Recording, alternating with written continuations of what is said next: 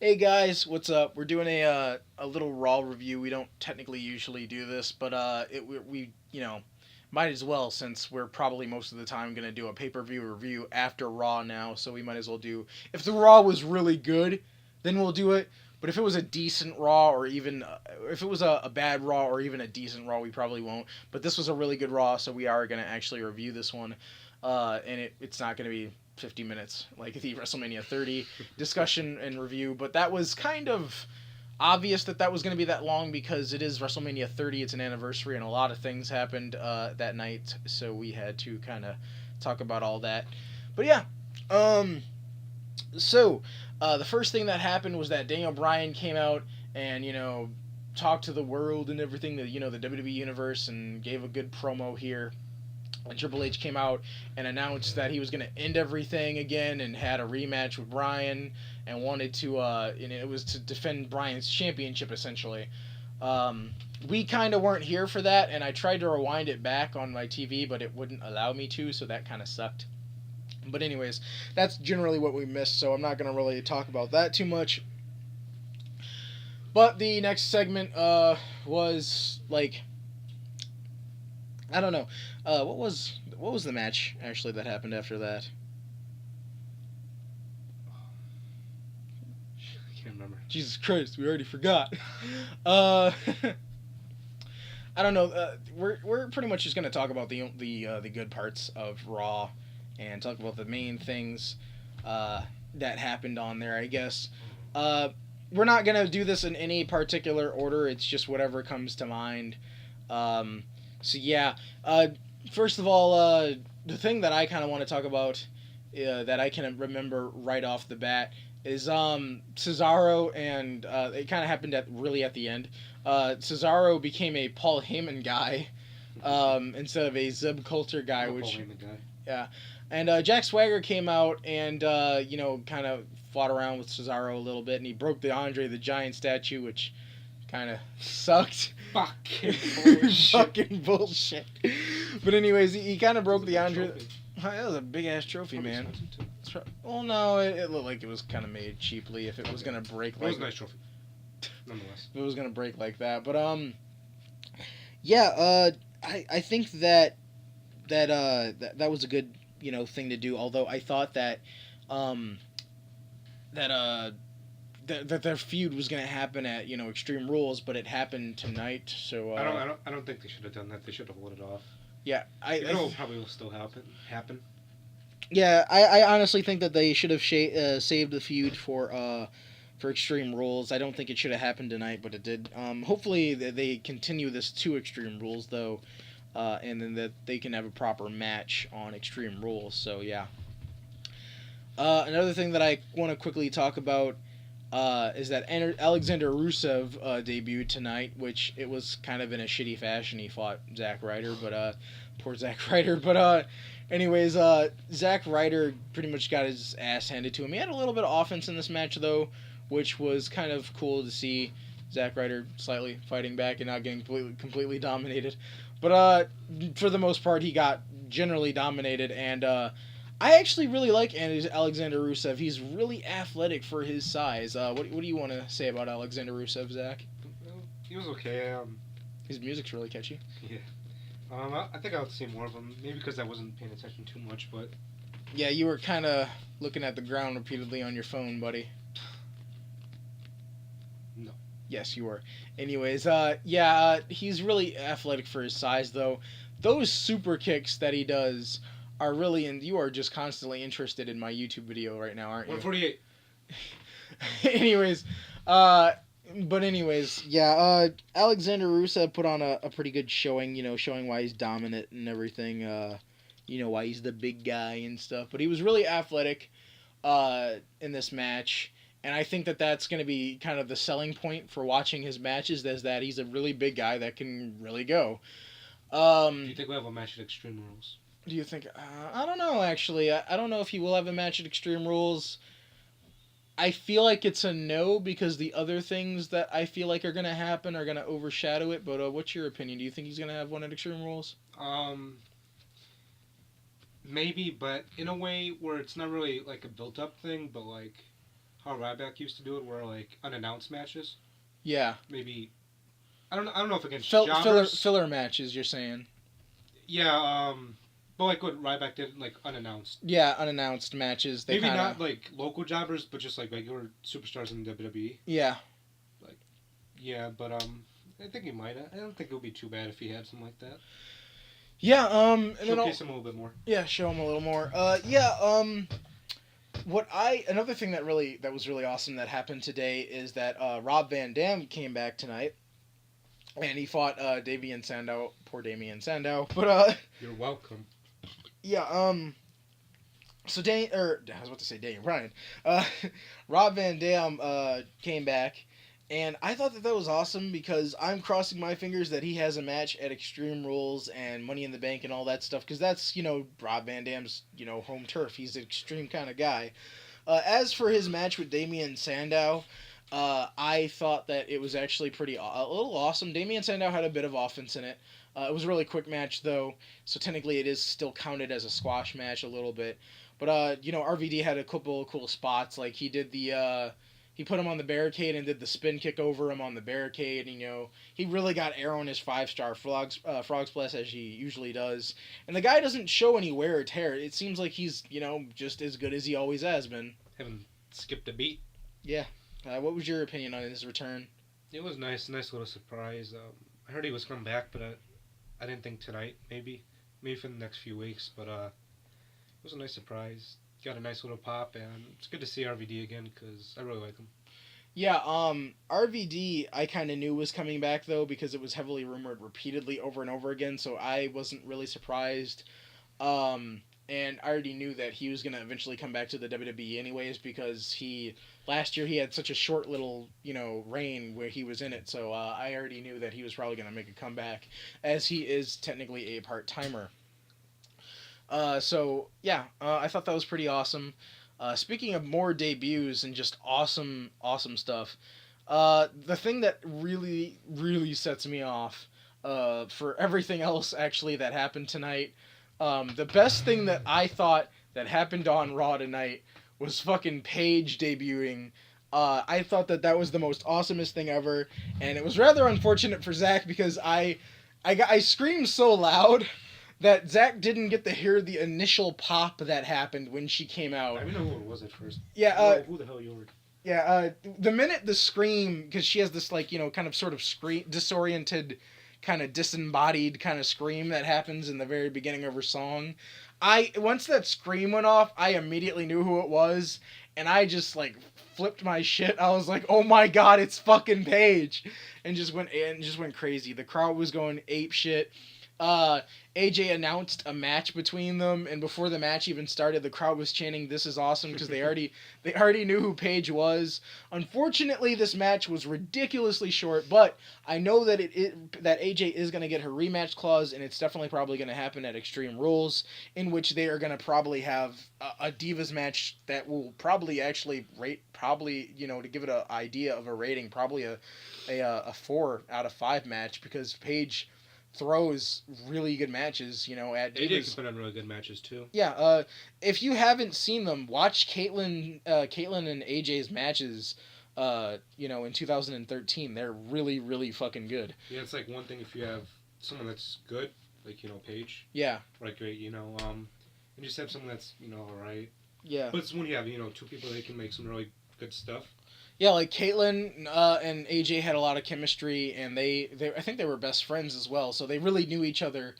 And I actually cared about that. And that was made you care. Yeah, they made you care about that. It was a really good match that they threw on back then in 2013. But now we have Paige and AJ, which I honestly think is going to put on probably one of the best Divas matches ever. Because Paige is such a talented wrestler. She's so young, by the way. She's 21. AJ's very young too, but she's older by 4 or 5 years. Maybe it's like 5. 5, yeah. She's 26. But yeah, I think that they're going to put on a really great match at Extreme Rules. And if you want to know what really happened, Paige is the new WWE Divas champion because what happened is that they made Paige look kind of weak in the beginning of this match. They kind of made AJ just kind of go all over and beat the crap out of her, and then AJ tried to do the Black Widow, but she kind of couldn't sink it in all the way. And Paige, after a while, reversed it and then did the Paige turner, which essentially to me kind of looks like a spinning angle slam or something to the ground, which looks pretty cool actually. And AJ actually, I don't know if Zack paid attention to it. AJ really sold that, by the way. She did like, instead of just falling on her back, she fell forward on her chest and stomach. So, that's not the way that people usually land when they get hit by the Paige turner, which is Paige's finisher.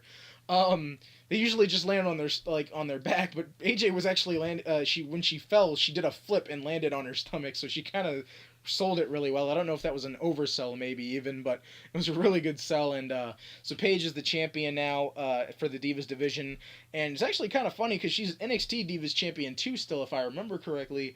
So when she goes to Extreme Rules, are they going to allow her to have the NXT Divas championship and the WWE Divas Championship as well? Like, that'd be kind of cool actually if she came out with both. I think what might happen is, what was NXT on Thursday? Yeah. I think what might happen is they'll have her vacate the title. No, I don't see that happening because I'm gonna go with that. Huh? I'm gonna go with that. No, but the thing is that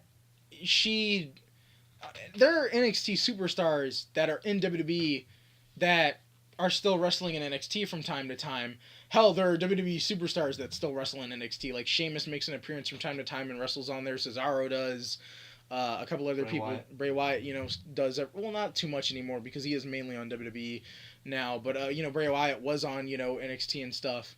And I really, really don't think they'll make her vacate it. I think the next NXT pay-per-view will get announced or something like that, and she'll lose it there. Because having her suddenly vacate it will really will really get a lot of hate from the NXT people, the people that really like NXT and go to the shows, and it'll just be really random. And because she's the longest reigning NXT Divas champion, actually she's the first NXT Divas champion actually, and she's also the longest reigning NXT Divas champion. So having her suddenly lose it after I think almost 200 something days now would be really pathetic to suddenly have her vacate it because she has the Divas title. Yeah, that's just what I think though. But just a guess. Yeah, but you don't know how things are run on NXT because you don't watch NXT. But Do you watch anyways, NXT? huh? Do you watch NXT? I pay attention to it. No, you can't watch it on the WWE Network. But I think it's bittersweet. Cause I mean, it was a nice moment, Paige winning and stuff. Because she deserves it. Yeah, but I don't know. They could have held it off until Extreme Rules. Maybe. Maybe even a bigger moment. I don't know. I like it and I don't like it. I will agree with you to some extent. I kind of wish that they did hold it off at Extreme Rules and that the match. That's when AJ would lose to Paige. But if you think about it now, this was probably the biggest Raw of the year, and she got a giant pop out of the crowd. She might have got the best. Huh? She might have got the best, I think. Out of Raw tonight? I think maybe. Yeah, she got a huge pop when she came out, and then she got a huge pop after she beat AJ, and then actually that was the only "This is awesome." Wasn't that the only "This is awesome" chant the entire night? No, they did it for the Shield thing. I remember. Oh yeah, they did. They chanted at the very end the Shield segment that we'll talk about soon. But yeah, they were chanting "This is awesome," in Paige. No, but that's the thing though. They were chanting "This is awesome" for the Divas as a Divas segment, which is awesome. It's just awesome that finally a Divas segment is getting a "This is awesome" chant. It's something that rarely happens, is what I'm trying to say here, and that's why it is awesome. Jeez, don't die on me, buddy. I need my co-host. Yeah, I need to finish the review. I need my co-host, yeah. But, yeah, I just think that is... you are destroying my chair, good sir. Yeah. You're kind of leaning on the side you're not supposed to lean on. What side am I supposed not to lean on? Huh? The left side? Yes. This chair's tough. It's not that tough. I have an easy time sitting in it. It's your chair. I'm scared for my chair's life now. It's going to just be broken now. More broken than it already is. But anyways, yeah, I thought that it was awesome and that they're going to just simply have a really great match at Extreme Rules. And I am going to love seeing Paige as the WWE Divas Champion for a while, and I am a slightly bittersweet too in the fact that I wanted AJ to last until Payback because that would have been a year reign for her. Yeah. Yeah. So I would have liked it though if she lost at like maybe Payback, and then to Paige, but.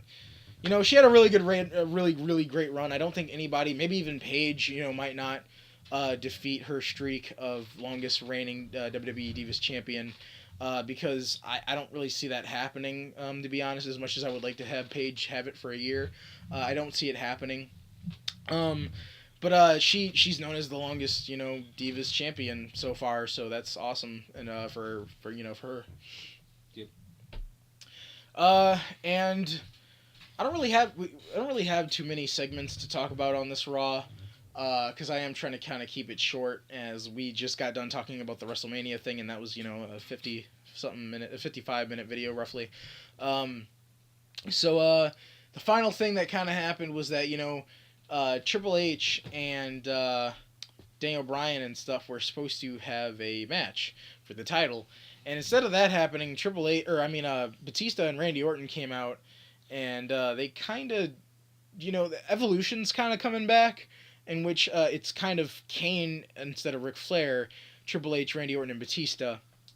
And they just kind of, Batista and Randy Orton came out, and they just kind of wailed on Daniel Bryan, and then Triple H came out, and I got really, Kane came out, chokeslammed Daniel Bryan. So Randy Orton first RKO Daniel Bryan, then Batista bombed him, and then Kane chokeslammed him. Triple H was about to pedigree him, but before he actually really got to do anything, he got the referee to ring the bell and everything, but Triple H actually got interrupted by the Shield, which was a surprising thing. And once the Shield came out, I knew that they were not going to spear Daniel Bryan or triple powerbomb him. I knew for a fact that it was going to be the Shield teaming up with Daniel Bryan, which is exactly what happened. And I thought the entire segment was awesome. The crowd was chanting, as Zack said, "This is awesome." Before they even before they even went at it. They had the mask things on too. Yeah, they have these awesome. I don't know if you guys have noticed. If you watched Raw, you saw it. But at WrestleMania as well, they have these like masks on now, and I hope that WWE shop actually releases replicas of them, because I would totally buy one. I mean, they have Batista skinny jeans on there, so I guess they gotta have the Shield. Wait, mask. they do? I think they do. They have Daniel Bryan beards, but and they had a Hounds of Justice chant too, which is pretty cool. If you excuse me, Zach, can you somehow carry this, because I would like to go to WWE shop right now to see if they actually have. Oh my God, Batista skinny jeans. That is fucking silly. Talk about the damn segment. I can't think of anything else to say about it. What do you mean you can't think of anything else to say about it? It happened. It's done. It's happened. It's done. Then, now, forever. Lame. You can't hold a conversation. CM Punk is still in the store. Discount on his shirts. No, there are no skinny jeans. No, there aren't. They must have took it down. Unfortunately. You look ridiculous in skinny jeans, Batista. They have the animal retro shirt. I hate you, Batista. I hate you too. Basketballs don't hold grudges. You're supposed to be my friend. Alright, anyways. So no, we are confirming this. You cannot buy replica Batista skinny jeans. They're all out. Batista bought them. No. He keeps ripping them. Because he keeps ripping them. But anyways, what was your general opinion of the final segment? Besides that, it was awesome. It was great. They'll probably have a match at Extreme Rules, maybe the tag team match. I don't see a tag team. You don't see that? What I see happening is Randy Orton and Batista and Kane versus the Shield, and then I see Triple H and Daniel Bryan going. Yeah, I see Triple H and Daniel Bryan going at it. Or not really. Well, yeah, I guess it's a rematch. It's a rematch in the sense that it's Triple H and Daniel Bryan going at it. Not a rematch for the title. But not a rematch they for didn't really. Yeah. Which is kind of funny if you think about it, because Randy Orton isn't getting his rematch, though, so. Yeah. We're screwed.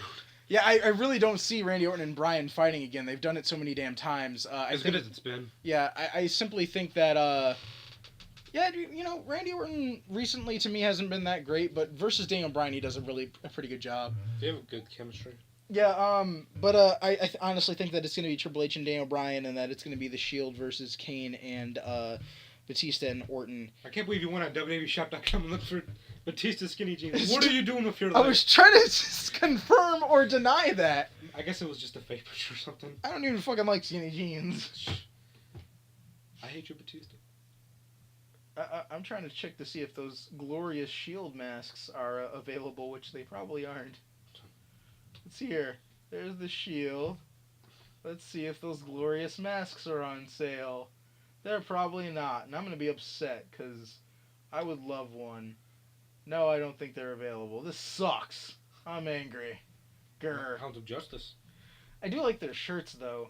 Too bad their shirts are overly expensive because look how much that shirt is. $30. $30. Isn't that how most of them are? No, $24 is there's most of them, and some of them are or some of them are just $20. I mean, if you want to be with the Hounds of Justice, you got to pay the price. Apparently, this is a special edition T-shirt. That's why this one is $30, but that doesn't explain why the other one is $30. Yeah.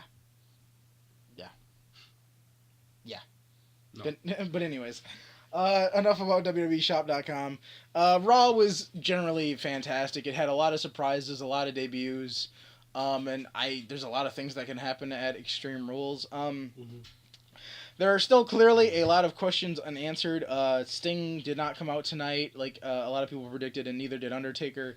If Undertaker came out, then Sting most likely probably would have came out if Sting got signed to WWE.